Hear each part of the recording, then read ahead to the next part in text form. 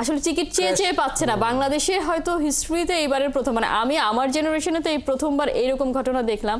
400 টাকা টিকিটের minimum price, সেখানেও আসলে টিকিট চেয়ে পাচ্ছে না এবং আসলে ওয়েবসাইটে আসলে ঢোকা যাচ্ছে না। না, সেটাই বললাম যে আপনি যদি খেয়াল করেন যে আমাদের ক্রিকেটটা কিন্তু আমরা সবাই গত কয়েক বছর ধরে ক্রিকেটটা আমাদের মেন খেলা এমন বলে আসছি, বাট যেটা হয়েছে যে জাতীয় দলের সাফল্য না থাকলে কিন্তু আসলে সেখানে মানে দর্শকরাও করে না, মার্কেটও থাকে না।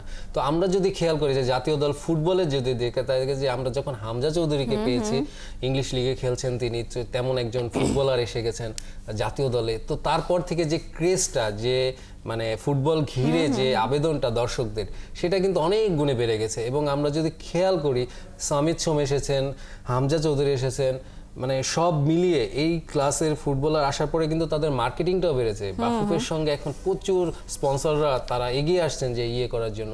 এবং টিকিটের যে ব্যাপারটা বললাম, অলরেডি কিন্তু এই ম্যাচটি 10 তারিখে সিঙ্গাপুরের সঙ্গে যে ম্যাচটি, এই ম্যাচটির জন্য যে টিকিট ছেড়েছে এবং তার জন্য সবাই, আপনি নিশ্চয়ই আপনি ক্রীড়া সাংবাদিক, সুতরাং আপনি তো টিকিট পাবেনই এমন একটা ধারণা নিয়ে কিন্তু অনেকে ফোন দিচ্ছে, অনেকে চায়। কিন্তু সেটা কিন্তু আমরা যেটা একটা নিউজ করেছিলাম সমকালে, যে ওই মাঠের যে স্টেডিয়ামের যে ধারণ ক্ষমতা 22,000-এর কাছাকাছি, সেখানে আপনার 18,000-এর মতন টিকিট তারা বাজারে ছাড়ছে।